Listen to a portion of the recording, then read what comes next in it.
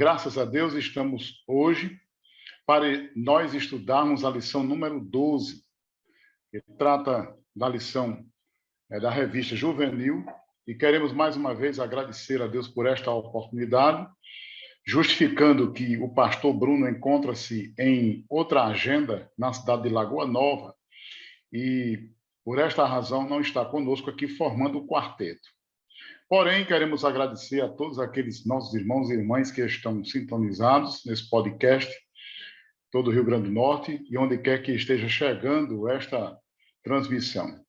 Aos superintendentes, professores, a todos os pastores e todos os demais que são alunos da escola bíblica, é uma bênção nós estarmos aqui, de uma maneira que as lições bíblicas são sempre aquela rota de aprendizado para nós, e para isso queremos agradecer a Deus. Então, eu sou o evangelista Souza, aqui que estou juntamente aqui com o presbítero Luiz Antônio e o diácono Daniel Dantas.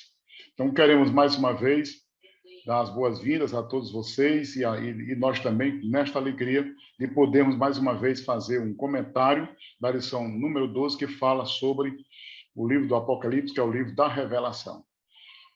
Luiz Antônio, presbítero. Pai do Senhor, meu querido Souza, Pai do Senhor, Daniel, é um prazer muito grande estar participando mais uma vez desse momento de partilha de conhecimento, de troca, né, de conhecimentos importantes, e cumprimentar aqueles que estão nos assistindo, professores, alunos da EBD, esse espaço que tem ofertado conhecimentos bíblicos, reflexões, compreensões importantes das lições bíblicas. Então, louvamos a Deus por essa oportunidade maravilhosa. É uma bênção. Então, o diácono Daniel Medeiros. A paz do Senhor, evangelista Souza, presbítero Luiz. Quero também saudar a todos que estão nos assistindo, professores de escola bíblica, alunos, superintendentes, pastores, obreiros, e que possamos mais uma vez aqui nesse podcast poder compartilhar um pouco, né, do que a lição 12 já será abordada a introdução pelo evangelista Souza. Então, que Deus e o Espírito Santo nos conduza aqui nessa aula de hoje. Amém. Então, graças a Deus por essa lição número 12, e aí, para isso eu vou fazer aqui a leitura, a qual encontra-se no Apocalipse, capítulo 1, alguns versículos, que diz assim, a partir do versículo 1, revelação de Jesus Cristo, a qual Deus lhe deu, para mostrar aos seus servos as coisas que brevemente devem acontecer. E pelo seu anjo as enviou e as notificou a João, seu servo, o qual testificou da palavra de Deus e do testemunho de Jesus Cristo, e de tudo o que tem visto. O versículo 11, quando Jesus fala a João, diz assim, o que vês, escreve-o num livro e envia-o às 7 igrejas que estão na Ásia, a Éfeso, e a Esmirna, e a Pérgamo, e a Tiatira, e a Sardes, e a Filadélfia, e a Laodiceia. Então, aqui nós temos 11 versículos, eu li apenas esses 3, porém, não perde a linha de raciocínio em razão de que nós estamos exatamente falando sobre esse livro. Na realidade, estamos aqui na lição número 12, que é o livro da Revelação. Diante do exposto dessa lição, nós entendemos que a palavra Apocalipse é muito usada como um sinônimo de coisa aterrorizante, sinônimo de medo.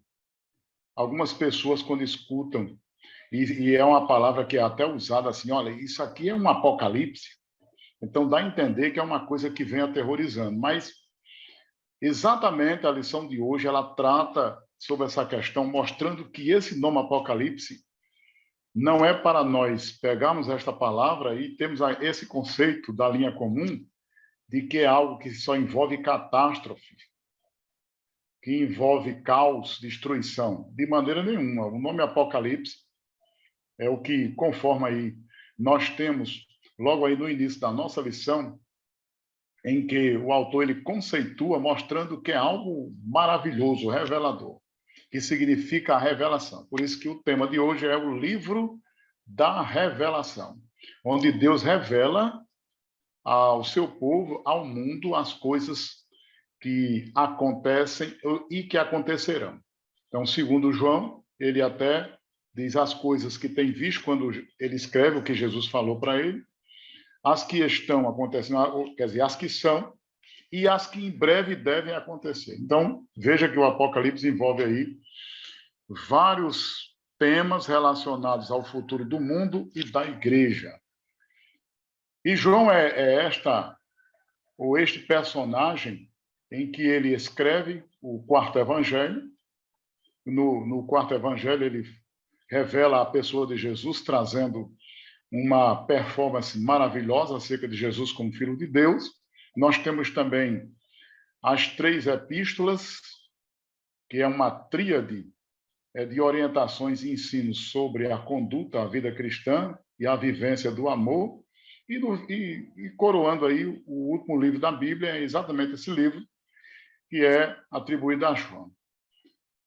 Então, basicamente, nós queremos aqui entender que João, ele recebeu esta revelação de Deus e, com certeza, Deus o inspirando, as lições preciosas que trazem e que trouxeram para nós, elas são lições profundas acerca do futuro do mundo e da igreja. Então, Deus revela muitas coisas através de símbolos, através de figura de linguagem, através da escrita que nós temos lá no livro. Então, é nessa perspectiva que nós queremos trazer aos nossos amados irmãos que o livro da revelação é o livro exatamente que trata sobre a revelação de Deus para os seus servos. Luiz Antônio. Pois não, meu caro Souza. Sublinhando ainda sobre essa questão dessa semântica de destruição, tragédia, catástrofe, que a gente acaba muitas vezes associando ao sentido da palavra Apocalipse, é muito importante o que você falou, porque nós vamos ter uma oportunidade, os professores, de desconstruir essa perspectiva de tragédia que muitas vezes a cultura popular, o cinema, as produções cinematográficas acabaram construindo e produzindo ao longo do tempo. E a gente tem que mostrar isso, que o livro do Apocalipse é o livro da vitória retumbante de Jesus e da igreja. Nós vamos ter uma oportunidade de entender um pouco mais sobre isso. E se afastar, Souza, de 2 extremos, que você sabe, Diácono Daniel também pode dialogar sobre isso, que é a escatofobia e a escatomania, né? 2 termos aqui para a gente pensar com os alunos na introdução da nossa aula. A escatofobia, pegando aqui a palavra escatologia, que é a doutrina das últimas coisas, a gente precisa explicar ao estudante que a escatofobia nasce ou é gerada por alguns fatores. O primeiro, a gente tem o desalinhamento que a pessoa pode ter em relação aos padrões divinos, a pessoa fica preocupada ou preocupada realmente com a situação. A questão da superficialidade doutrinária, exegética e hermenêutica, tendo em vista que a superficialidade doutrinária é um perigo para a igreja, e também a questão da ignorância, que é um perigo fatal. Inclusive, ela mata, né? A ignorância mata. Paulo diz aos Tessalonicenses que não gostaria que eles fossem ignorantes acerca das coisas que haviam de acontecer. Então, a escatofobia, esse medo de estudar as doutrinas que estão no espectro do futuro, isso também deve ser combatido, né? Um cristão verdadeiro, ele não precisa ter medo do Apocalipse. Ele, com certeza, faz ponderações, faz considerações. É como uma metáfora. Se você tem a carteira de motorista, seus documentos estão em dia, por que você teria medo da blitz, né, Souza? Então, o Apocalipse, esse grande momento em que Deus vai trazer julgamento sobre o mundo, mas nós temos uma outra perspectiva em relação à igreja, em relação aos salvos e os remidos. E do outro lado, no outro polo de extremo, nós temos a escatomania, que aí você vai ter um grupo de pessoas fanatizadas, fixadas em doutrinas futuras. Souza já viu isso muito na igreja, e essas pessoas, elas são um problema e elas geram problemas para a igreja. Elas acabam embalando teorias da conspiração. Nada pode acontecer de novo num cenário mais internacional.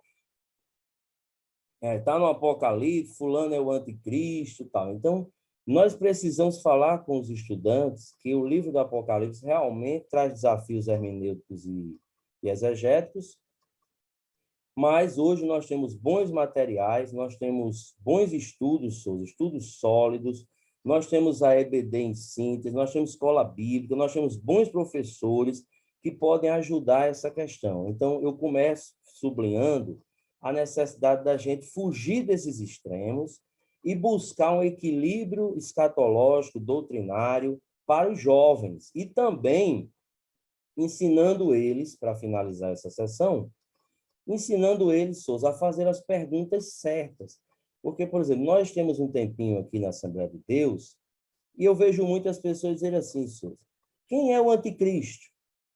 Essa pergunta, ela tem sua importância para o estudo, mas para a minha vida pessoal, a pergunta mais importante seria: eu resistiria à oratória poderosa do anticristo? Souza. Então, são perguntas que eu tenho curiosidades, porque é uma doutrina que chama a atenção, é um estudo que chama a atenção, mas eu preciso depois saber fazer as perguntas certas. Então, essa lição é ajudá-los a fazer a pergunta certa. Não é ficar com especulações doutrinárias, curiosidades apenas superficiais, mas entender a doutrina e ver as implicações dela para a minha vida como um cristão. É isso aí, verdade. É baseado exatamente nesse conceito do nome Apocalipse, que o Apocalipse é exatamente o descortinar de Deus. Aí alguém diz, não, mas é muito difícil você entender, porque lá tem muitas mensagens simbólicas. Não, é claro que a linguagem, Deus queria falar conosco, mas aquela linguagem que está lá, ela não é para ser a espécie de enigma, é o contrário. Aquela linguagem que aparece ali é exatamente para Deus falando em nossa linguagem. Então, é baseado nesse conceito da palavra Apocalipse, que o último livro da Bíblia é o livro da revelação. Deus se revela, Deus se mostra. Daniel, aí com esta parte também, comentando aí algo sobre a significação, né, do Apocalipse e o que é que Daniel tem aí a contribuir conosco. Souza, Luizinho, muito bem explanado já. Ainda dentro dessa parte introdutória, esses 11 versículos que a lição traz, Cristo, ele se mostra ali para João, tanto a gente pode citar pontos dentro desse versículo, quando Cristo diz, eu sou o alfa, eu sou o ômega. Cristo fala para João, escreve tudo o que vou te mostrar. Cristo se preocupa com as 7 igrejas. Cristo, ele revela realmente de um modo ali para um de seus apóstolos, que foi o João, como já dito, autor do Evangelho, autor de algumas epístolas, e epístolas essas que foram estudadas na última lição, né, na 11ª, antes dessa nossa, que é a penúltima, e, como bem dito por Luiz, a questão da gente tentar desconstruir esse cenário que foi criado realmente em cima do Apocalipse. Primeiro, esse cenário realmente, quando a gente diz, não, aconteceu algo, uma catástrofe em determinado lugar, e realmente um cenário apocalíptico. A gente sabe que tem muita, Apocalipse, ele vem consigo muita figura de linguagem, muita promessas, é um livro repleto de promessas e de profecias, É um livro que também não pode ser estudado sozinho, é um livro que é estudado junto com Daniel, com Ezequiel e outros livros que trazem mensagens escatológicas dos estudos das últimas coisas. Mas o Apocalipse em si, particularmente falando, é um livro que encanta, né? A gente tem que ser encantado pelos 66 livros da Bíblia, 39 mais 27 no Novo. Mas, assim, a gente tem aquelas particularidades, como eu tenho pelo livro de Romanos, pelo Evangelho de João, e o Apocalipse tem essa particularidade, porque realmente parece que quanto mais você lê, Souza, quanto mais você se aprofunda, você tem aquela curiosidade. E Luizinho deixou um gancho aí bem interessante, que às vezes as pessoas se preocupam muito nessa questão, não, o que será o anticristo? Quando surgiu aí o código de barra, é a marca da besta, e veio agora esse Pix, e foi outro moído, outra confusão, e se levanta um líder não sei aonde, e, enfim, né? Mas talvez não caiba para essa aula, né, Souza? Mas a gente deixa esse gostinho, esse gostinho de querer mais aos alunos, de buscarem isso, até num estudo mais profundo da escatologia. A Assembleia de Deus, nós somos pré-tribulacionistas, né? Então, nós cremos que a igreja não passa pela grande tribulação. Então, tem muita coisa aí que às vezes os cristãos ficam com um medo, Luiz, muito grande de passar, de acontecer, de não poder comprar, e etc, etc, etc. Mas fica a pergunta, né? Até para estimular nossos alunos através dessa aula. E a igreja vai estar aqui? Os salvos, os remidos, os lavados em Cristo vão estar aqui para passar por essas situações que às vezes alguns ficam se afligindo? Então eu prefiro me apegar com a certeza e com a verdade que estou salvo em Cristo Jesus e que a igreja não vai passar por nada disso, e nós vamos, quando a terra estiver aqui, infelizmente, vivenciando a grande tribulação, o anticristo reinando, a gente vai estar nas bodas do Cordeiro, recebendo galardão, está ali com o Senhor.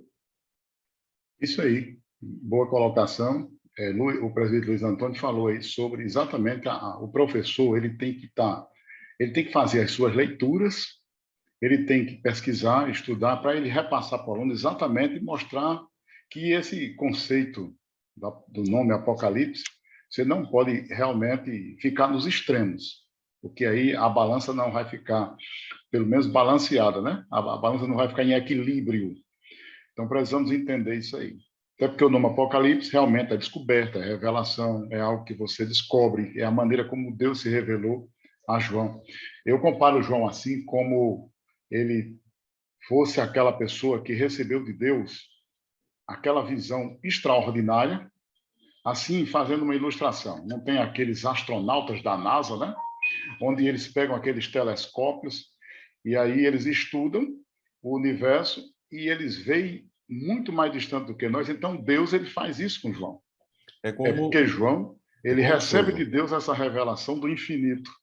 Como o comentarista muito bem colocou aí na lição, João viu, João ouviu e João escreveu. Escreveu, então, testemunhou isso aí. Então, testemunhou. E João, nós temos lá exatamente o próprio livro atribui a João. E claro que tem muitos que querem fazer controvérsias para dizer que não era aquele mesmo João que escreveu o quarto evangelho, as 3 epístolas. Mas pela força do contexto do Novo Testamento, João, ele foi realmente quem escreveu. Ele é autor do quarto evangelho, ele é autor das 3 epístolas e ele é autor exatamente do último livro, que é o livro da Revelação. Então, João ele é investido por Deus de ver o infinito, onde ele vai ali para aquela ilha de Patmos, e lá, aqui nessa parte introdutória, nós temos João como autor, temos o destinatário, pode ver que lá o destinatário é exatamente aquelas 7 igrejas que estão na Ásia, e alguém pode dizer assim, mas o Apocalipse foi escrito para as 7 igrejas que estão na Ásia. Então, a gente não pode ter essa visão apenas entendendo que o destinatário, embora mencione lá as 7 igrejas, mas está circunscrito ali aquele aspecto geográfico. A gente entende que pela força da natureza de Deus e como Deus revela. Lógico que aquelas cartas foram direcionadas, no sentido geográfico, para aquelas 7 igrejas da Ásia. Mas a mensagem teológica, ela abrange os tempos e os séculos. Vai além. Então, aquilo que João viu, aquela mensagem de João, ela atravessa o tempo. Aquela mensagem de João é imortal e eterna, porque ela vai além daquele espaço geográfico. Então, aqueles destinatários lá, que são as 7 igrejas da Ásia, o alvo, né, da mensagem de João, nós, no sentido da aplicação do texto, somos realmente essas pessoas que recebemos essa mensagem para a gente aplicar ao nosso coração. Ainda sobre o tópico 1 que a gente está comentando aqui, é sobre a autoria e sobre o destinatário e o significado do nome. Luiz, tiver algo para acrescentar, você pode falar aí para os nossos irmãos e irmãs, e a gente prossegue com a continuação da lição.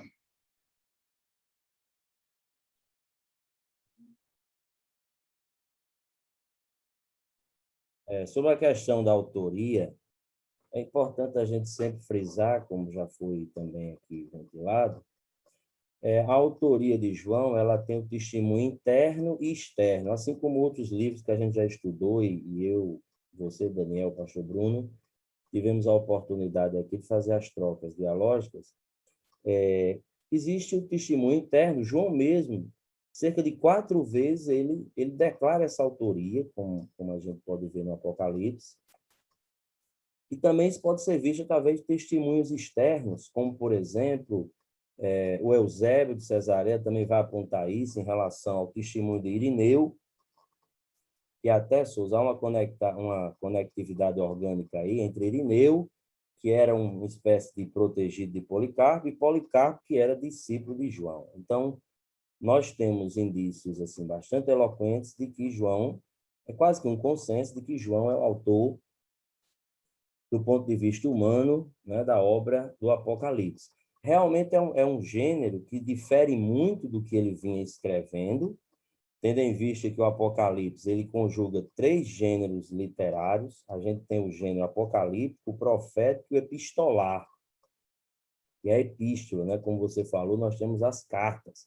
Então, é um livro singular, é um livro que traz características muito específicas, é um livro que a gente precisa, ao mesmo tempo que a gente tem um olhar assim, bastante arguto sobre ele, tem que ter um respeito, né, Sousa? Por quê?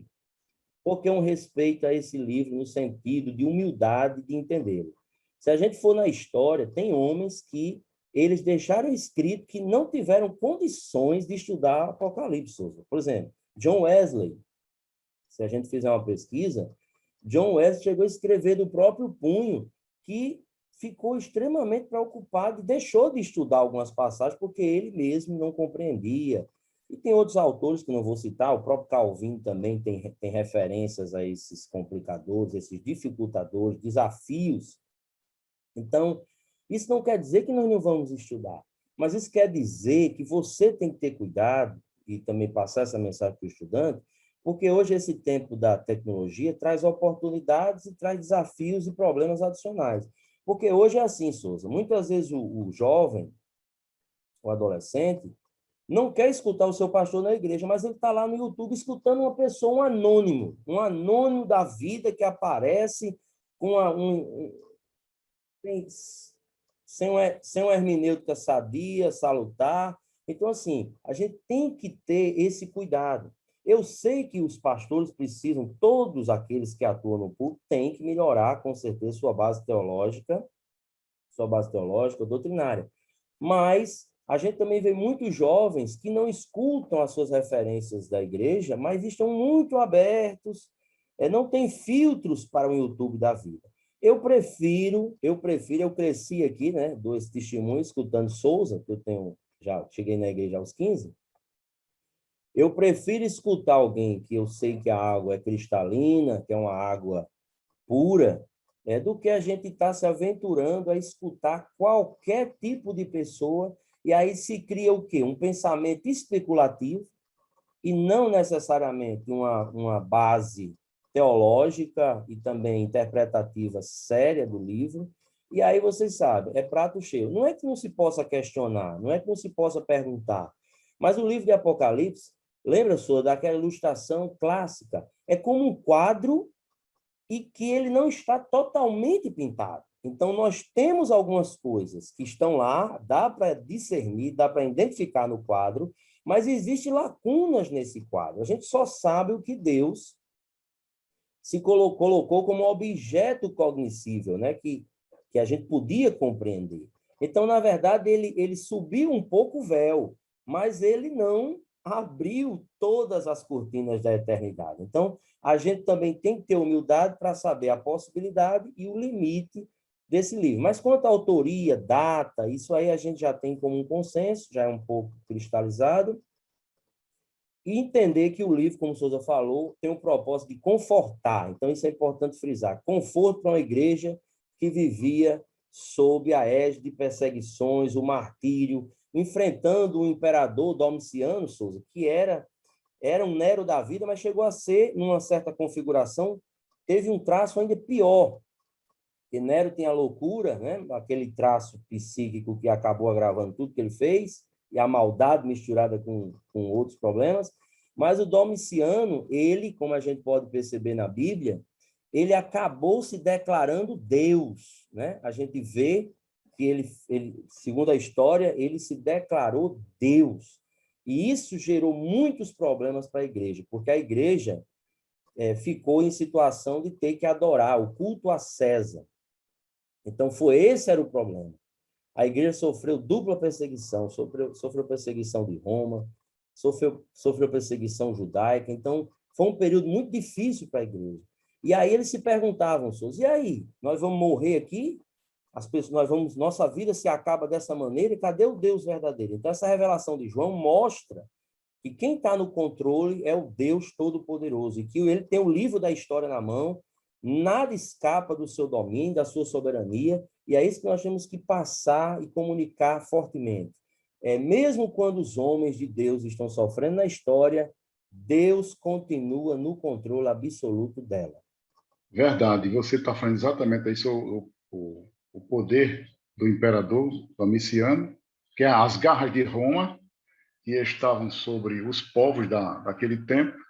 O cenário é bastante avassalador, porque João ele foi perseguido por causa da palavra, levado para a ilha de Patmos, que é aquela ilha do Mar Egeu, e ali o Senhor dimensiona João, levando para uma profundidade muito grande. Aquele homem que foi perseguido, pode ver que a referência é que ele trata exatamente sobre esse contexto de perseguição por causa da palavra. Então, João estava lá por causa da palavra de Deus. E foi lá onde Deus se revelou, e aí nós temos profundas revelações. Então, esse livro é atribuído a João, já no final do primeiro século, nós temos esse contexto, a ilha de Patmos, onde ele recebe a revelação de Deus, porque ele havia sido exilado, perseguido, cumpria-se ali mais uma vez aquela bem-aventurança de Jesus, bem-aventurados sois vós quando vos injuriarem, perseguindo, mentindo, disserem todo mal contra vós por minha causa. Alegrai-vos e exultai, porque é grande o vosso galardão nos céus. E ele diz, João, também, eu estava. Então, João é o conservo, João é aquele que estava ali, e ele pode ver que ele descreve o que estava ali por causa da palavra de Deus. O Luiz aí falou sobre a mensagem, o gênero literário desse livro. Esse livro realmente é rico, porque ele lança as luzes proféticas, tem as mensagens epistolares aí, das epístolas, e os próprios cenários que envolvem aí, o próprio Apocalipse onde desenvolve. Então, nós falamos aqui sobre a autoria, o significado e o destinatário. Então, vamos aqui continuar com a temática da nossa lição e deixar bem claro para os nossos alunos que esse livro ele também está estruturado, que é a estrutura, que é a segunda parte aí da nossa lição, está estruturado em 22, composto de 22 capítulos, e a maioria dos escritores vê uma divisão tríplice nesse livro, as coisas que aconteceram, as que são e as que devem acontecer. Onde Jesus fala a João as coisas que tem visto, que tu tens visto. Então o capítulo 1 é o que João viu, que está lá no passado, conforme essa palavra. As que são, é o capítulo 2 e 3, é o que João estava vivenciando naquele momento. E se a gente observar, do 4 até o 22, encaixa nesta mensagem. As coisas que em breve devem acontecer. Claro que essa divisão, a maioria dos escritores, quando eles estudam o Apocalipse, né, eles dividem o Apocalipse nessas 3 partes. As coisas que tens visto, quer dizer, o passado, as que são o presente, onde João ali está vivenciando, aquela mensagem às igrejas, e as que em breve devem acontecer. Que a gente nota que do capítulo 4 até o 22 nós temos muitas coisas que estão lá no panorama do Apocalipse como a mensagem profética. E o que é interessante, Luiz, Daniel, e os demais irmãos e irmãs que nos escutam através desse podcast, é que João, ele é arrebatado pela primeira vez na ilha, diz que foi no dia do Senhor, e ele ouve por detrás dele a voz daquele ser que depois nós temos uma descrição maravilhosa. Aí no capítulo 4, ele de novo é arrebatado em espírito, e agora ele vai até o trono de Deus. No 17, João é arrebatado em espírito e ele vai até um deserto, onde ele vê lá exatamente aquela revelação sobre a meretriz. E descreve também aquela mulher meretriz. E no capítulo 21, nós temos João de novo sendo arrebatado e ele vê a grande cidade de Deus. Então, a estrutura do livro nós temos aí. Claro que isso varia de escritor para escritor. Então, a primeira parte, João, ele vê Jesus ali. A segunda parte, nós temos uma mensagem aí, ou várias mensagens às igrejas. E a outra parte, nós temos várias mensagens proféticas.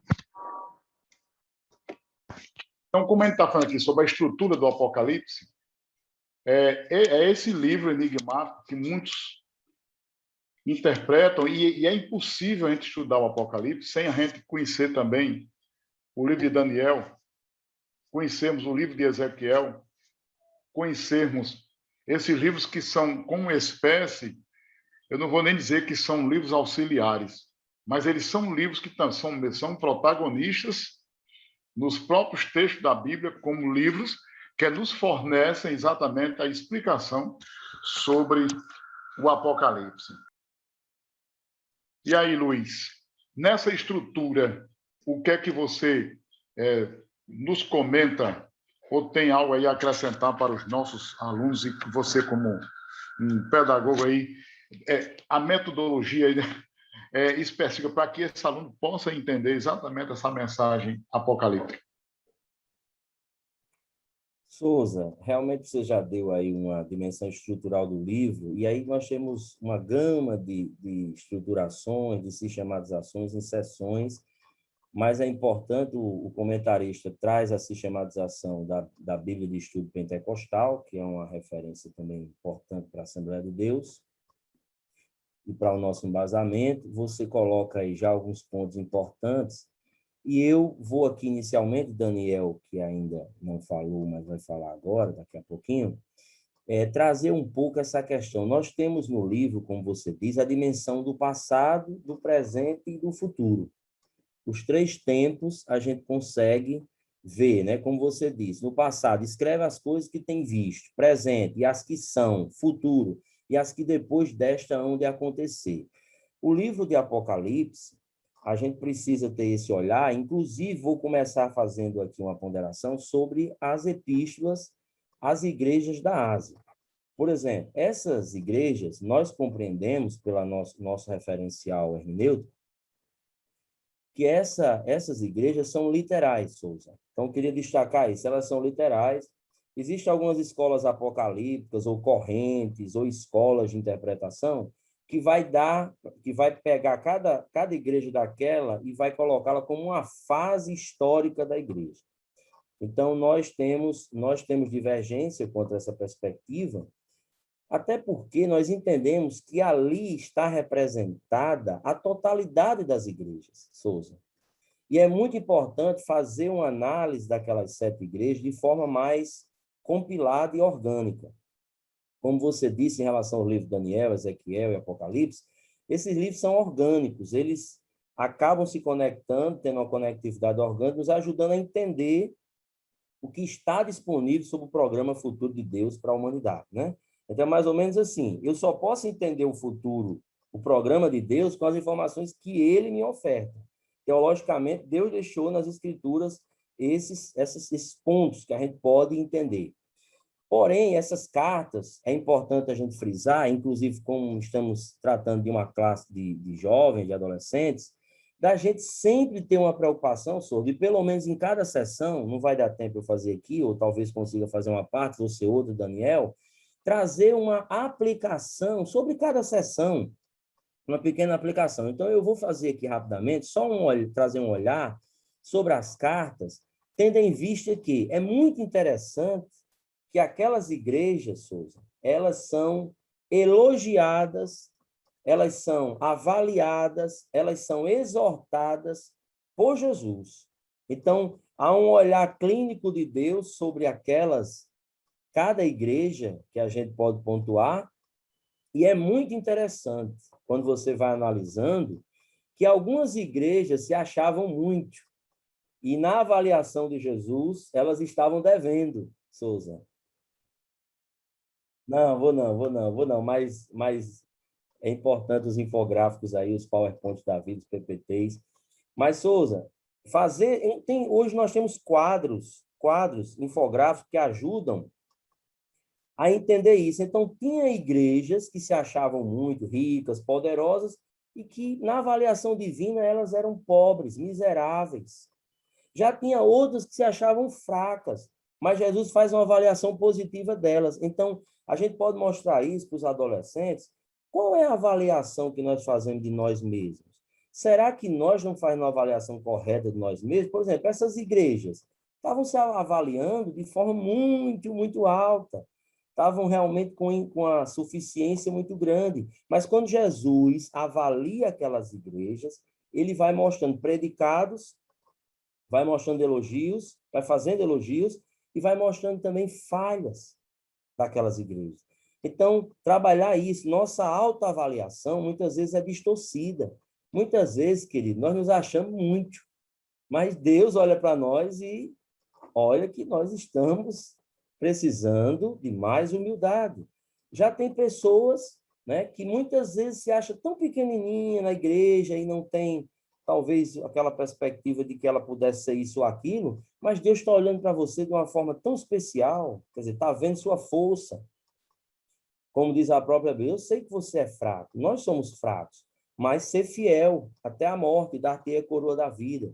Então, é muito importante trazer esses infográficos, e eu vou chamar a atenção, por exemplo, uma igreja de Éfeso, uma igreja, Souza, doutrinariamente forte, uma igreja teológica, uma igreja que provava até os obreiros, meus queridos. Depois vamos fazer um estudo sobre essas igrejas. Éfeso, até provar os obreiros, Souza, ela provava. Coisa que nem nós estamos fazendo mais isso, que é fazer aquela prova, dar aquele tempo para que as pessoas esperem um pouquinho antes de você assumir determinadas plataformas na igreja. Então, aquele cuidado. Claro que não todas, mas algumas abdicaram dessa prova que a gente cresceu com isso, né? Aquele momento de dar um tempo para que o obreiro possa amadurecer também. Mas a questão, Souza, é que essa igreja, com todas essas virtudes, no final Jesus diz, tenho, porém, contra ti, que deixaste o teu primeiro amor. Quer dizer, é uma coisa para a gente estudar. Como é que uma igreja tão alinhada doutrinariamente, provava os obreiros, uma igreja com tantos predicados, no final estava faltando para ela o fundamental da espiritualidade. Então, lembre disso. Muitas vezes, nós estamos com muito conhecimento teológico, mas muitas vezes estamos sem espiritualidade com Deus, sem comunhão com Deus. É como, por exemplo, Souza, a gente ter comunhão com a obra de Deus, mas não ter comunhão com Deus da obra. Muitas vezes a gente está cheio de tarefas na igreja, a gente está com todas as agendas da igreja em dia. Importante, meu querido. Fale para os jovens, é importante. Mas você está falando com Deus? Você está conversando com Deus? Você está tendo comunhão com Deus? Então, eu trago aqui que essas 7 igrejas, a gente trazer um infográfico, Souza, e falar para os jovens a avaliação que Jesus faz de cada igreja, mostrando os pontos fortes e os pontos frágeis. E não se engane, nós somos assim, viu? Você tem pontos fortes e temos pontos fracos.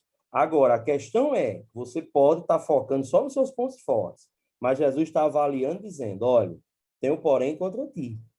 Então, eu trago essa ênfase, Souza, mas podemos avançar e o diácono Daniel nos ajudará nisso. E ainda, falando desse ponto, como Souza, muito bem colocado, parece que Cristo tem a necessidade de dizer, João, vem, vê, volta e escreve.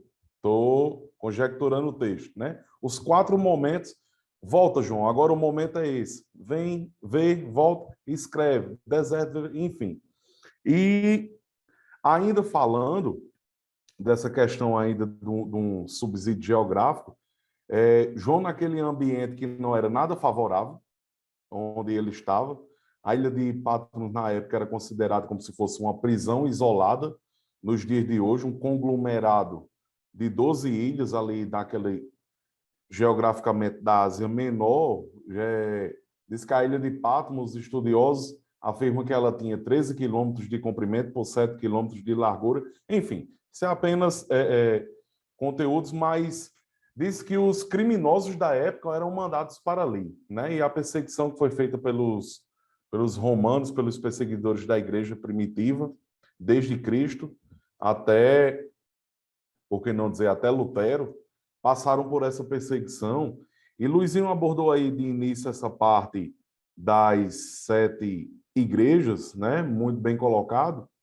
E também o comentarista ele se prende em comentar também cenários que eu acredito que, às vezes, para alguns leitores do Apocalipse, é quando começa a amedrontar, Souza. É quando começa a vir aquele cenário realmente apocalíptico, que já foi tema de longas-metragens, de filmes acerca da Bíblia, que traz aquele cenário catastrófico, mas falando dos 7 selos, as 7 trombetas e as 7 taças, né?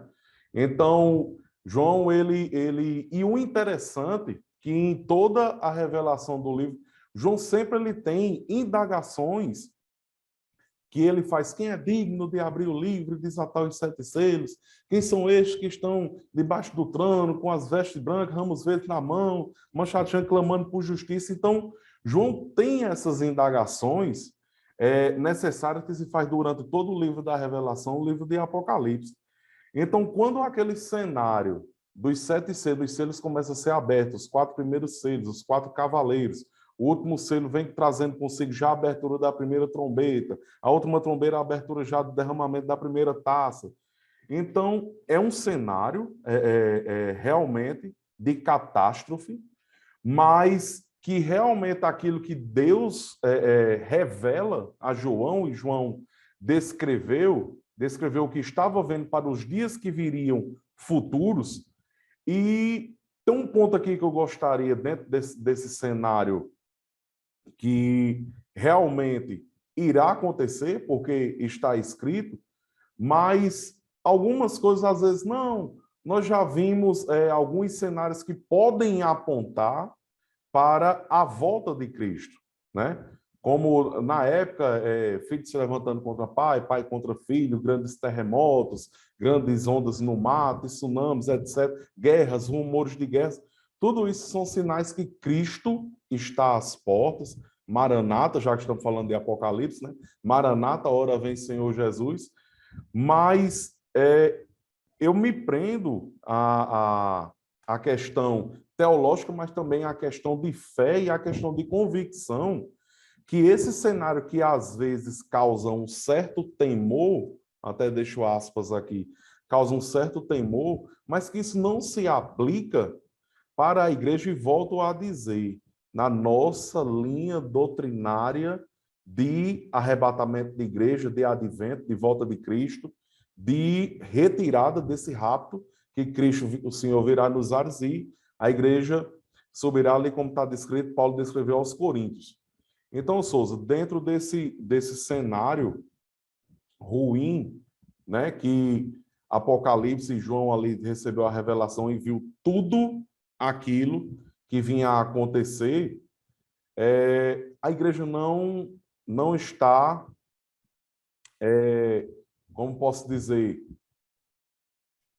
permitida a passar por isso, né? Dentro da nossa linha de raciocínio, que é a pré-tribulacionista. Então, deixa esse comentário acerca dessa passando pelas 7 igrejas, por esses selos, trombetas e taças, que é esse derramamento realmente de coisas terríveis, de pragas sobre a terra.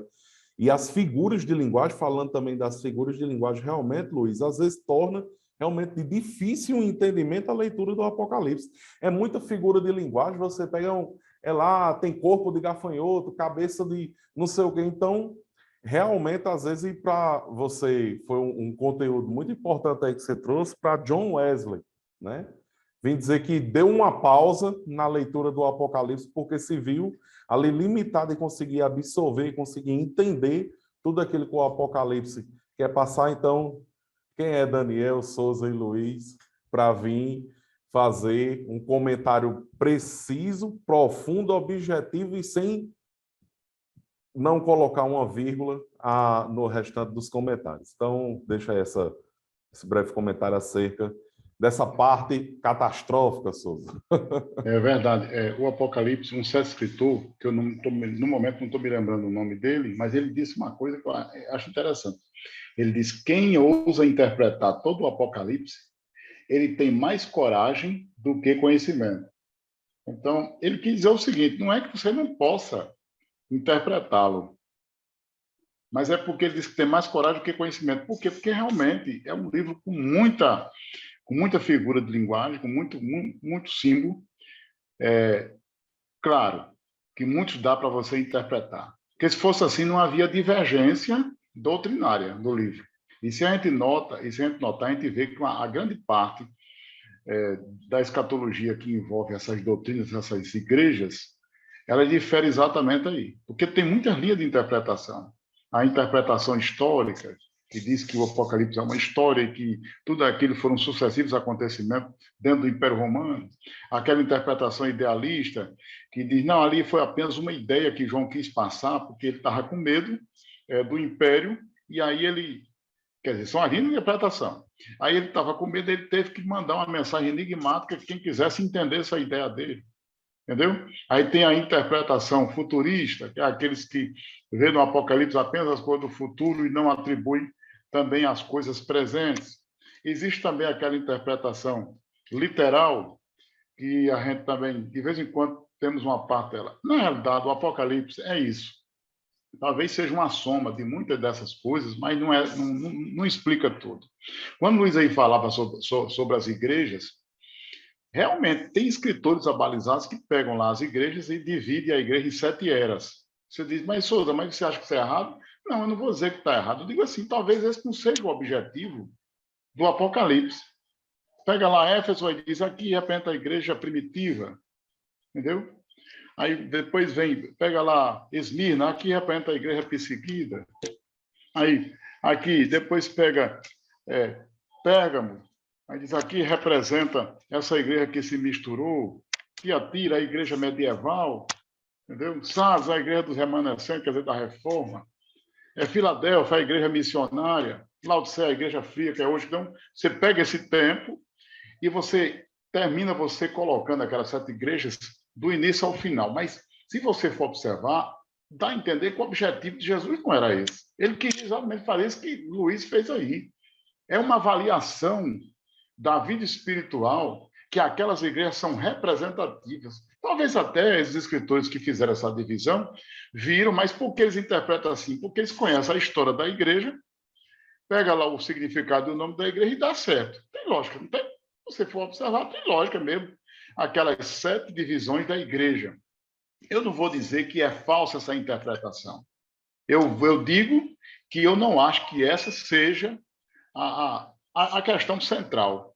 A questão central mesmo é que Jesus queria mostrar que eu preciso fazer uma avaliação de mim mesmo e saber como é que estão as minhas obras diante de Deus. Porque se fosse assim, tinha pegar aquelas epístolas lá de Tiago, que foi escrito o quê? As tribos, né? As tribos da dispersão. E aí? Será se a mensagem de Tiago foi só para aquele pessoal? Entendeu? Será se aquelas cartas foram endereçadas apenas àquelas igrejas como Romanos, Coríntios, Efésios, Filipenses? Claro, o destinatário foram aqueles povos, aquelas pessoas, mas o objetivo central mesmo é eu fazer uma avaliação espiritual. Então, o livro do Apocalipse é isso. O Apocalipse é muito mais do que eu ver apenas aquelas 7 igrejas da Ásia e 7 eras. Embora que seja didático. Mas quem tem ouvidos, ouça o que o Espírito diz às igrejas, quer dizer, está no plural. Então, isso significa que o que ele falou para Éfeso serve para Laodiceia também. O que ele falou para Laodiceia serve para Esmirna. O que ele falou para Esmirna serve para Sardes, para Filadélfia. Porque se fosse assim, não teria sentido essa palavra. Quem tem ouvido, ouça o que o Espírito diz às igrejas. Pode ver que a cada igreja termina assim. Então, isso significa que aquela mensagem daquela outra serve também para essa outra. É isso que eu concordo aí com o Luiz, quando, na realidade, o grande objetivo mesmo é Deus mostrar para que nós possamos fazer uma avaliação. Então, o professor da escola bíblica tem essa, eu digo assim, uma obrigação até moral, de construir algo que aquelas igrejas não estão apenas ali como 7 igrejas. Acabou. Foi 7 igrejas e daí? Não, foi 7 porque João ali escreveu a 7. Nada, ali tem muito mais do que isso. Deus quis mostrar que aquelas igrejas representam, assim, nossa vida. E por que não dizer que aquelas 7 igrejas representam nós? Nós. Tem hora na nossa vida que a gente é uma Esmirna, ou não? Tem hora na nossa vida que a gente está igual a Laodiceia. Tem hora na nossa vida que a gente está igual a Pérgamo. Tem hora na nossa vida que é igual a igreja de Esmirna. Tem hora na nossa vida que a gente está igual uma Sardes, uma Filadélfia, uma Laodiceia, ou não? Quem é que nega isso? Então, eu creio que é esse o grande objetivo do Apocalipse. É imprimir em nós exatamente esse despertar da revelação de Deus, que nós estamos exatamente no centro e que aquela mensagem se aplica a nós. Então, para nós encerrarmos esse segundo tópico, a gente vai agora discutir o terceiro. Se Luiz ainda tiver algo a acrescentar, fale, porque a gente vai comentar o terceiro.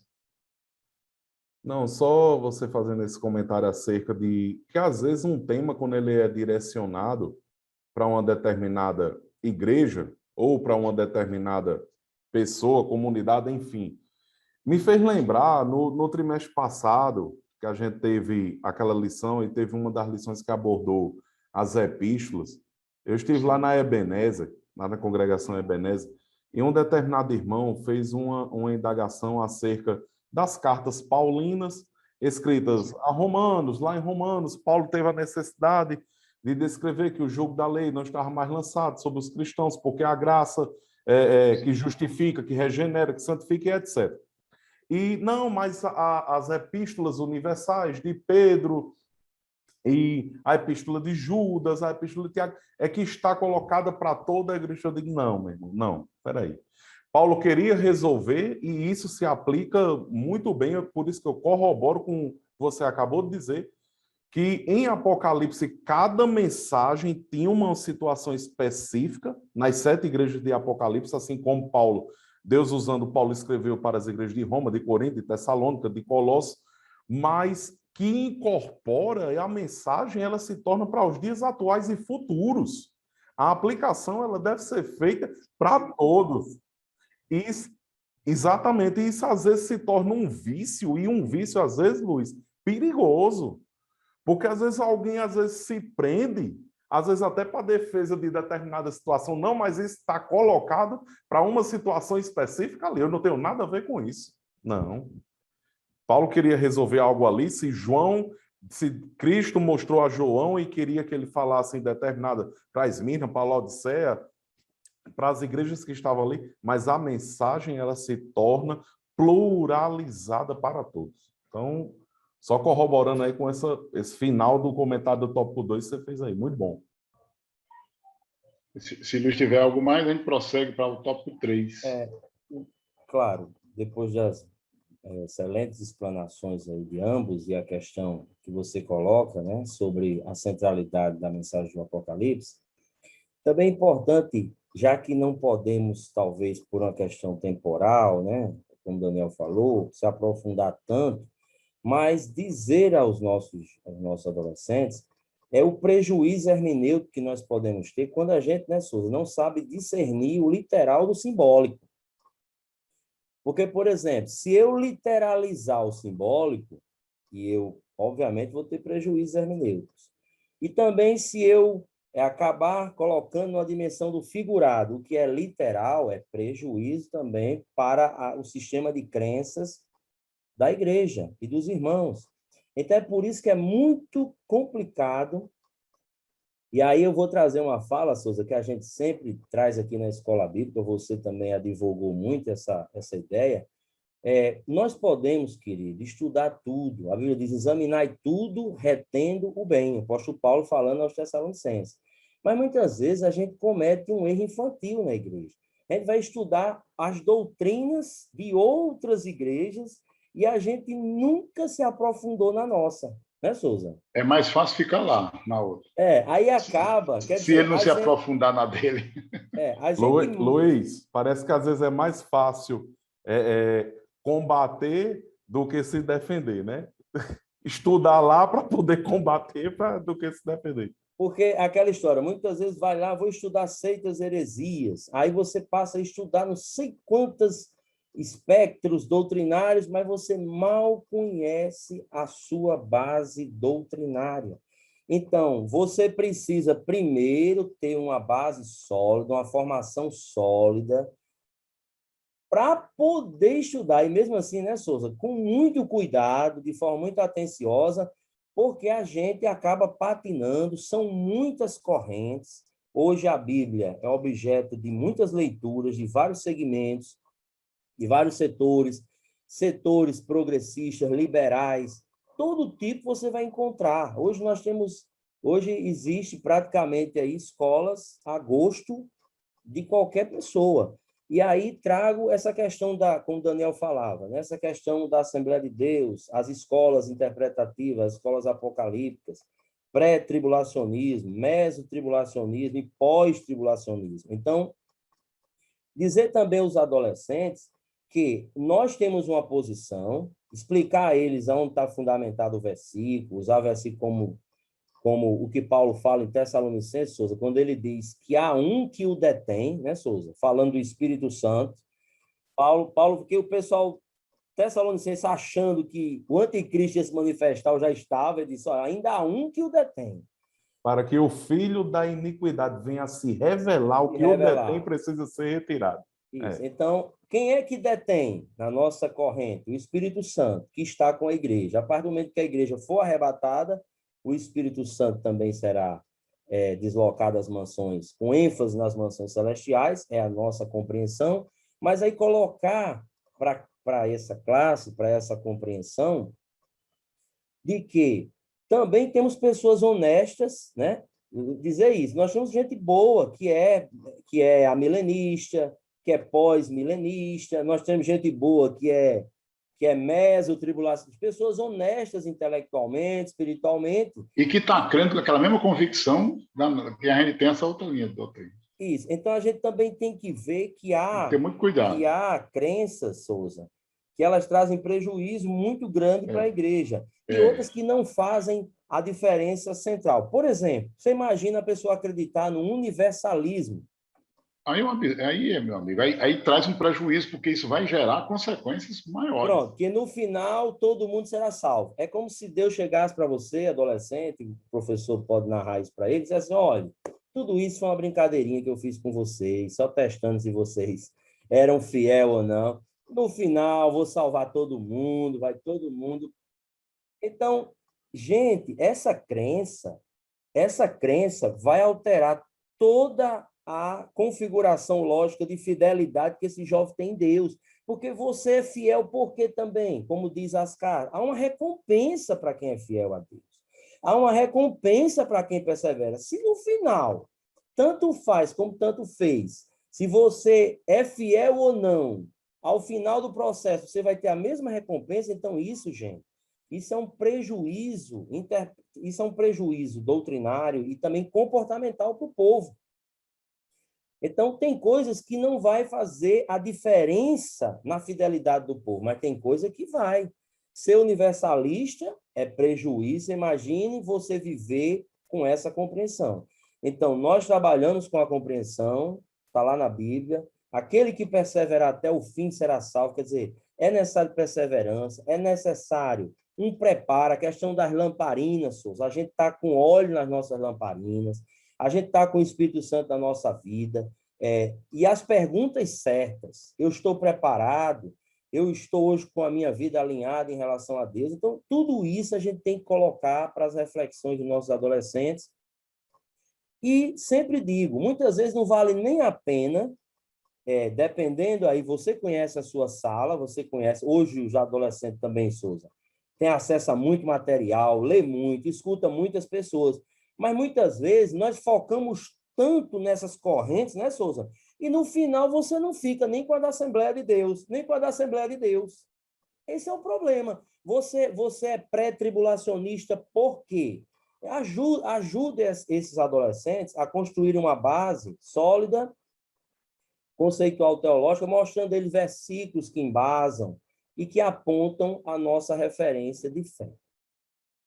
Verdade. Então, falamos aqui sobre o significado do nome Apocalipse, a autoria, destinatário desse livro, falamos sobre a estrutura, e nessa estrutura, nós vamos partir aqui para a parte final, que é a parte terceira da nossa lição, que é exatamente a chave. Geralmente essa chave diz assim, qual é a chave que abre mesmo o livro? Então, o livro da Bíblia, a gente usa essa ilustração. A chave do Gênesis é o começo, primeiras coisas. A chave do Êxodo é exatamente saída, é exatamente como Deus tratou o povo de Israel, a nação hebraica, né? A chave do Apocalipse qual é? Então, qual é a chave? Quando a gente lê esse livro, a gente vê que a chave é a revelação de Deus, é a descoberta. Quando ela começa a descoberta, onde Deus se manifesta mostrando o futuro do mundo e o futuro da igreja. Então, na realidade, a chave que abre o Apocalipse, a gente vê aparecendo nos capítulos desse livro, na estrutura dele e a mensagem de Deus. Então, a chave do Apocalipse é a revelação de Deus, que envolve a consumação de todas as coisas. Então, o Apocalipse é o livro que termina a nossa Bíblia, é o último livro da Bíblia. Assim como a gente tem o início em Gênesis e o final agora no Apocalipse, se a gente for fazer uma ilustração, nós podemos dizer que o Gênesis seria o alfa e o Apocalipse seria o ômega, ilustrando. Porque o Apocalipse é exatamente essa chave no sentido simbólico, que abre. Então, é esse terceiro tópico aí. No Apocalipse, a gente vê a luta do bem contra o mal. Embora que alguém diga, não, isso é um dualismo. É um maniqueísmo. Não, aqui não é a doutrina maniqueísta. Existe mesmo o bem e existe mesmo o mal. O bem, onde é manifesta a vontade de Deus, e o mal, onde é representado aí as ações demoníacas, onde Satanás é o seu agente. E a Bíblia ela é séria nesse assunto. Então, aqui não tem o que a gente negociar. O Apocalipse mostra, sim, que existe, sim, umas forças diabólicas atuando no mundo, mas que elas podem ser neutralizadas pelo poder de Deus. E o Apocalipse mostra isso. Que, embora que o mal atue, mas o poder de Deus é maior, porque Deus tem o domínio sobre tudo, até mesmo para o mal agir. Está dentro de uma certa permissão divina em que esse mal age, mas no final termina ou converge para a vontade de Deus. E é o Apocalipse quem demonstra isso, através dos símbolos. E à medida que a gente vai lendo o Apocalipse, a gente vai vendo que Deus vai naquela expressão que a gente usa, dobrando a aposta. Porque as trombetas, aliás, os selos, aí depois nós temos a outra sequência, que é a sequência onde vem as trombetas. Aí depois Deus triplica a aposta, entre aspas, estou usando uma ilustração. As taças, elas têm um juízo muito mais forte, mas culmina com a vitória do povo de Deus e a derrota do mal. Então, sob essa chave, onde o escritor aqui ele fala exatamente que é a consumação do conflito dos séculos, é o tempo do fim, porque o Apocalipse revela exatamente a luta do bem contra o mal, revela os cenários do céu e o cenário do lago de fogo, revela os verdadeiros adoradores de Deus e depois revela aqueles que servem ao anticristo. É a aparição de Jesus, mas também fala sobre a aparição do anticristo. Revela sobre a meretriz e ao mesmo tempo, enquanto a meretriz está assentada sobre a besta, a noiva de Jesus, ela tem comunhão com Cristo, com o Cordeiro. O Apocalipse revela exatamente a antítese. É um cenário de antítese, onde nós temos céu, inferno, bem, mal, céu, terra, onde nós temos Deus, o inimigo de nossas almas, a luta de Deus para que nós possamos ir para o trono da majestade divina e gozar com ele, mas tem também o destino para aqueles que escolheram um caminho tortuoso.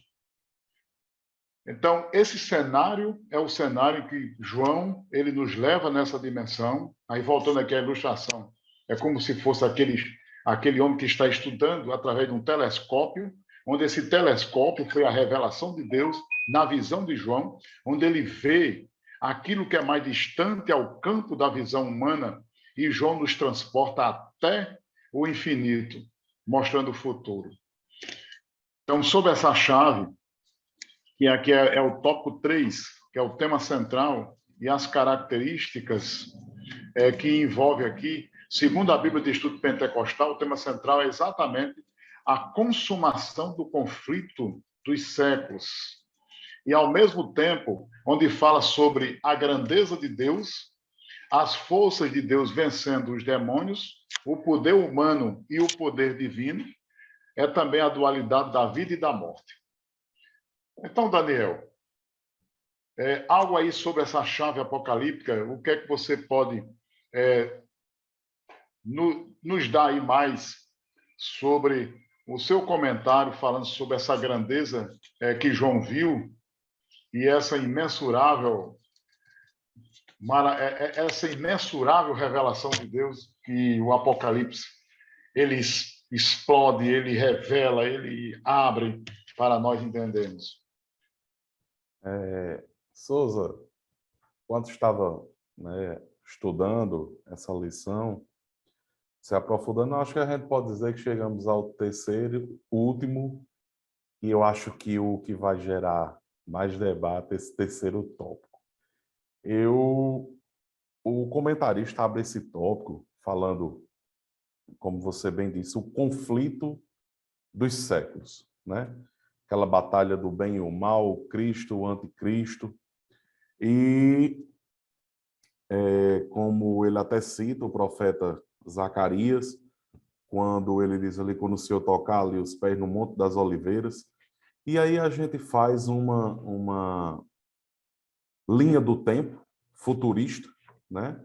Quando nós esperamos ali que Cristo, sendo as primícias dessa ressurreição, e como Paulo escreveu e disse, aquele assim quando a igreja for arrebatada, o Senhor estiver nos ares, a igreja for tirada daqui, aqueles que dormem serão ressuscitados e terão seus corpos revestidos de incorruptibilidade, semelhantemente nós subiremos aos céus com eles, e lá, Souza. Aí, essa parte do Apocalipse, eu gosto muito de ler a Bíblia tentando, Luiz, viver o momento, estar ali no momento.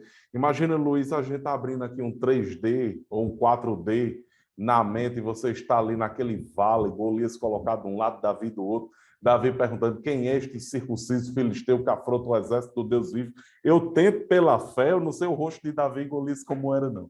Mas eu tento pela fé ver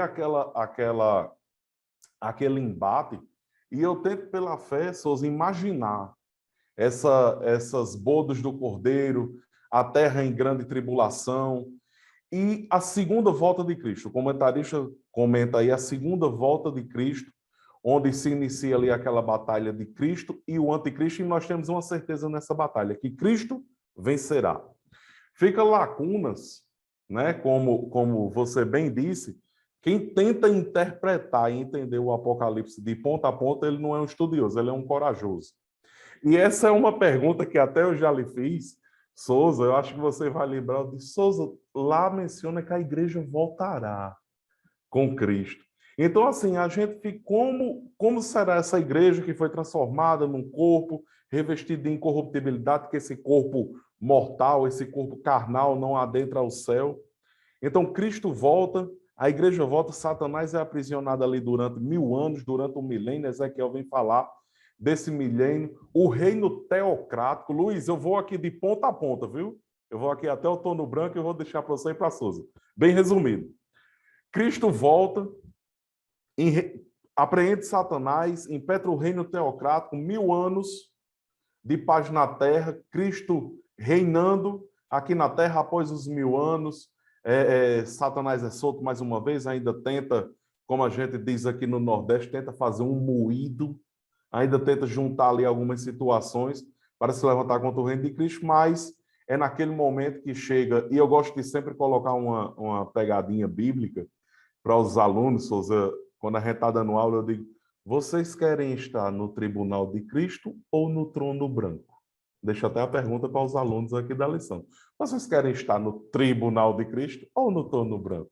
Então, assim, claro que a gente usa dessa persuasão, né, no tom de brincadeira aqui, mas ninguém quer estar no trono branco. Nós queremos estar diante do tribunal de Cristo, onde nossas obras serão julgadas, a pedras preciosas, ouro, palha, feno, enfim, madeira.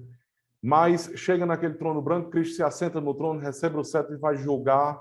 É onde ali entendemos que Satanás vai puxar a fitinha de inauguração do inferno, né? Do lago de fogo, e para ali será mandado com o falso profeta, o anticristo e todos aqueles que, infelizmente, e aproveito até aqui o espaço, porque como a plataforma do YouTube está sendo usada, Souza, para propagar essas aulas, nosso foco aqui imediato são os cristãos, evangélicos, alunos de escola bíblica, mas um descrente pode estar assistindo essa aula nesse momento, passeando lá pelo YouTube, Luiz, e aproveitar e dizer que ainda há tempo. Existe uma porta, a porta é estreita? É, mas quem desejar passar por ela ainda, existe oportunidade. Então, vindo desde esse pisar no Monte das Oliveiras, descrito por Zacarias, até quando Deus vier purificar a terra com fogo santo, uma nova Jerusalém descerá adereçada dos céus, e eu fui para o final do Apocalipse. Agora eu deixo com os mestres aí para comentar esse ponto, porque realmente é bom, é muito bom. E aí, Luiz, não somente comenta o final, mas se quiser fazer uma panorâmica aí. Luiz, eu deixei Luiz alguma coisa, Luiz. Com certeza. Não, vocês já fizeram aí uma análise bastante substanciosa e já estamos caminhando para o final, né, Isso, Souza? isso. Então, já nessa guisa de conclusão, eu quero só fazer algumas pontuações. Daniel falou muito bem sobre essa questão do trono branco, o tribunal de Cristo. E, Daniel, é muito relevante essa fala, porque, Souza, muitas vezes nós já ouvimos em pregações irmãos, de forma até imatura, inexperiente, confundir o trono branco com o tribunal de Cristo. Então, por isso que é importante essas aulas, esse estudo aprofundado da escatologia. E essa questão do trono branco, que é o julgamento final dos ímpios, né? O tribunal de Cristo é a recompensa dos cristãos. Você está salvo, mas as coroas, os galardões, a Bíblia vai mostrar que depende do trabalho ao Senhor. E não é de qualquer trabalho, mas da motivação com que a gente fez esse trabalho, que é a coisa mais é peso 3 diante de Deus, porque a gente, todos nós, de alguma forma, trabalhamos para Cristo, pelo menos alguns estão tentando fazer, né, Souza? Mas o Tribunal de Cristo pesa as motivações, as intenções do coração. Então, não é só sair fazendo, mas é também estar fazendo pelas motivações certas e fazendo a coisa certa como a palavra nos orienta. E o trono branco também nos evoca, Daniel, para um aspecto muito importante, que são a questão dos condicionamentos que o ser humano vive. Quando a gente começa a estudar o ser humano, a psicologia social, a gente sabe que as pessoas vivem, né, sobre os condicionamentos. Ah, eu sou isso porque nasci ali, eu falo dessa maneira, meu tom é esse. Com certeza, os condicionamentos afetam as nossas dinâmicas em todas as áreas. Mas é bom lembrar que o trono branco é uma doutrina, Souza, que deixa claro para nós que o ser humano tem escolha. Não importa se a gente nasceu na favela, se a gente nasceu no palácio, se a gente é rico, se a gente é pobre, se a gente teve a melhor igreja, se a gente teve um pastor doutrinário, bíblico, ou não teve. Digo isso daqueles que vão se desviar, né, obviamente, porque tem pessoas na igreja que vão se afastar ou não vão finalizar alinhadas à palavra e vão acabar chegando nesse outro trono. E aí, Souza, fica a grande pergunta: você tem escolha? Tem. Quem vai para o trono branco teve escolha, poderia ter uma vida diferente, poderia ter aceitado a Cristo, poderia ter aceitado o sacrifício. Por quê? Porque em todo o plano escatológico, o livre-arbítrio do homem é respeitado. Por exemplo, Souza, quando a gente estuda as trombetas, na trombeta ainda vem com misericórdia, é juízo com misericórdia. Já nas taças, Souza, já tem um juízo que não vem com misericórdia, mas Deus vai dando essas oportunidades até mesmo no cenário apocalíptico. Quer dizer, Deus o tempo todo está dizendo: a porta da graça ainda está aberta, a porta da graça ainda está aberta. E mostrando que o homem tem escolha, porque você não pode julgar uma pessoa se ela não for responsabilizada. Então, o trono branco diz que você é responsável, que eu tenho responsabilidade sobre meus atos. A Bíblia diz que a gente vai dar conta, Souza, até da palavra que sai da nossa boca. É de tremer até a medula. Quer dizer, nós vamos dar conta, nós vamos prestar conta, seja num espectro ou de outro. Então, essa fala do Daniel é importante para que os nossos adolescentes eles fiquem apercebidos sobre essa questão. Ah, mas eu não consegui, minha igreja não me ajudou, meu pastor não era isso, eu me afastei por isso. Bom, lá no trono você tem responsabilidade pelas escolhas que você fez. Não adianta viver o tempo todo nesse paternalismo cristão em que Deus o tempo todo está ali tratando a gente como criança. Quando a gente é novo convertido, Deus faz um trabalho com a gente ali bem de acompanhamento, e ele sempre, claro, nos acompanha, mas só que a gente vai crescendo, querido. Quando a gente vai crescendo, Deus vai deixando a gente também andar, e você vai sendo corresponsável pelo que você faz, pelo que você é, pelas escolhas que você tem, pelas escolhas que você fez, obviamente. E aí, caminhando já para a nossa fala final, eu também toco nessa questão, Souza. Mas Jesus é dito que ele viria desde os tempos mais remotos, mas a gente vê hoje uma intensificação dos sinais apocalípticos. Se a gente for fazer um estudo, Souza, da política, da economia, do social, do climático, do geográfico, do ambiente, de todas as dimensões da vida, a gente vai ver que há uma intensificação. Desde 2000 agora e 20, que a gente enfrentou essa pandemia, só para a gente entender o que podemos enfrentar no apocalipse, eu não estou dizendo nem com isso que o vírus já é um sinal apocalíptico, mas ele é uma didática para a gente pensar. Se um vírus, que a gente não consegue aqui ver sem um microscópio, fez esse estrago todo, meu querido, eu acordei e vi dizer assim, Olimpíadas canceladas. Os maiores shows que esse mundo pode fazer, nos aspectos econômicos e sociais, Souza, cancelados. Partida de futebol, cancelada. Você não pode brincar com as coisas de Deus. O vírus, a pedagogia do vírus disse assim, olha, se você não acredita no Apocalipse, que Jesus vai voltar, sinta aqui só um pouquinho de uma prévia do que pode acontecer com o mundo se Deus tirar aquela mão assim protetora e ele abrir uma janela de punição e de ira, querido, não fica nada. Só escapa aqueles que tiverem resguardado pela proteção do divino e poderoso Deus. Então, Souza, você fala dessa consumação, mas no final, não esqueça que nós temos a vitória da igreja, a vitória do Cristo e a nossa vitória. Então, que a gente celebre. Se é para ter medo de um livro, era para a gente ter de Gênesis, né, Souza? De Gênesis 3. De Gênesis 3. Mas o Apocalipse tem que ser objeto de celebração, e de pensarmos que Deus tem preparado tudo, que o diabo é um servidor público, como Souza falou, ele só faz o que está na permissão de Deus, será preso quando ele estiver preso, querido. A chave que fechou ele só abre porque Deus quer que abra. Mas é entender isso, que Deus é soberano, que nenhum mal escapa a essa soberania divina e que a gente possa buscar cada vez mais ao Senhor, fortalecer a nossa fé, usar esse livro para despertar a nossa espiritualidade, se voltar para Deus, Souza. Porque, termino dizendo, parece uma mentira, mas da pandemia aproximar as pessoas de Deus, pelo contrário, afastou.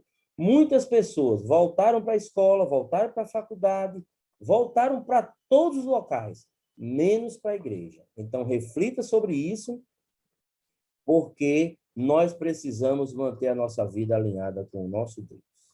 Souza, Amém. me permita, Diga, Daniel.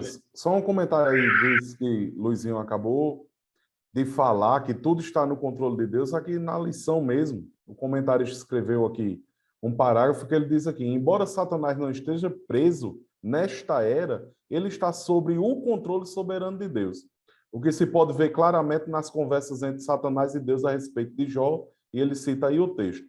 Então, Deus está no controle. Ele nunca perdeu e nunca perderá o controle.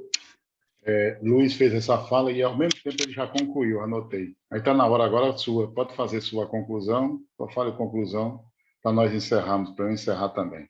Eu? Sim.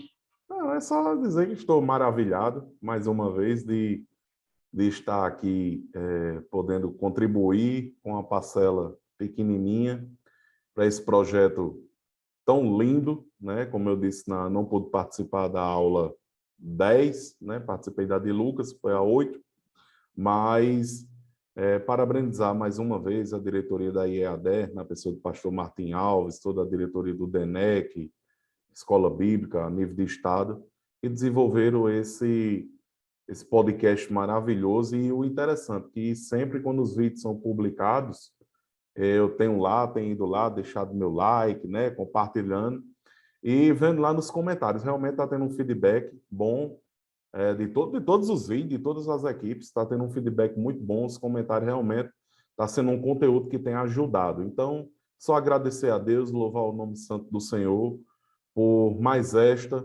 oportunidade. Então, deixo aqui a paz do Senhor, um abraço a todos os professores, a todos os alunos, e Deus abençoe a todos nós.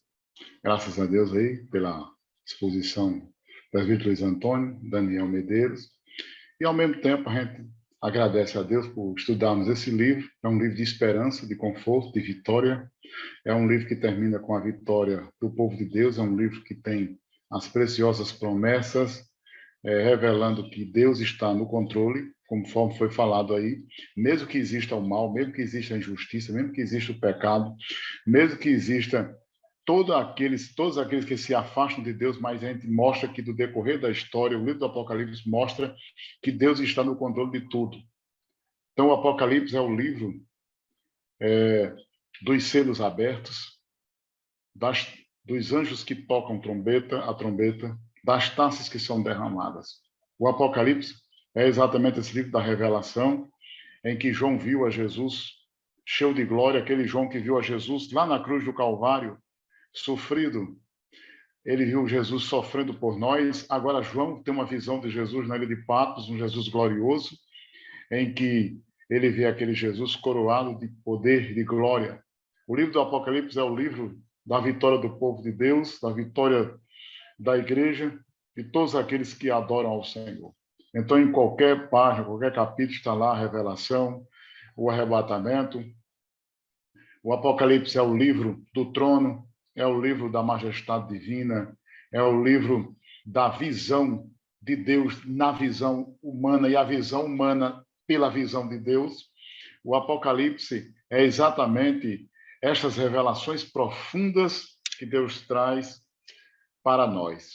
Então, que a bênção de Deus esteja cada um dos irmãos, dos professores, superintendentes, pastores, obreiros e todos aqueles. Claro que a gente aqui não fez assim um comentário de cada versículo e capítulo do livro, porque não tem condição. Isso aí os alunos vão ter que pesquisar, os professores, mas o objetivo nosso é abrir esses portais.